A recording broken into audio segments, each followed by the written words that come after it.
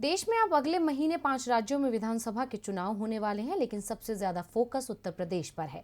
इसीलिए देश के सबसे बड़े सूबे में जबरदस्त चुनावी घमासान छिड़ा हुआ है। चुनावी तारीखों के ऐलान के साथ ही प्रचार अभियान को भी रफ्तार मिलने लगी है। रैलियां बैन होने के बाद बीजेपी पोस्टर से प्रचार कर रही है, जिसमें पीएम मोदी के साथ सीएम योगी को दिखाया गया है। ऐसे में सवाल उठता है कि क्या टूट गई मोदी और शाह की जोड़ी? जब जब चुनाव होता है तो बीजेपी पीएम मोदी का चेहरा आगे रखती है। उत्तर से लेकर दक्षिण और पूरब से लेकर पश्चिम तक बीजेपी मोदी के नाम के सहारे ही चुनावी दंगल में उतरती है।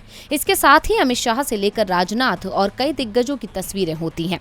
लेकिन अब की बार यूपी में दिग्गजों को साफ कर केवल मोदी और योगी के पोस्टर तैयार किए गए हैं। चुनाव तारीख का ऐलान होते ही यूपी बीजेपी ने अपना पहला चुनावी पोस्टर जारी कर दिया। पार्टी ने ये साफ कर दिया है कि बीजेपी आगामी विधानसभा चुनाव पीएम मोदी और सीएम योगी के चेहरे पर ही लड़ेगी।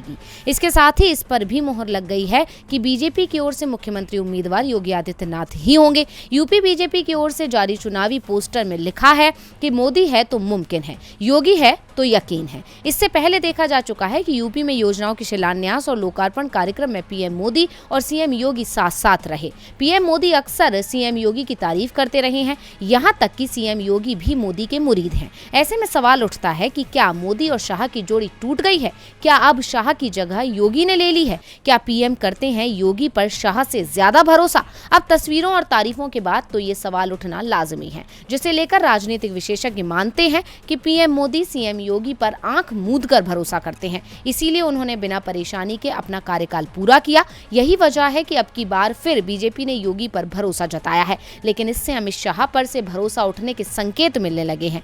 तो अब देखना होगा कि क्या वाकई योगी की वजह से आएगी मोदी और शाह की जोड़ी में दरार। डीवी लाइव की रिपोर्ट।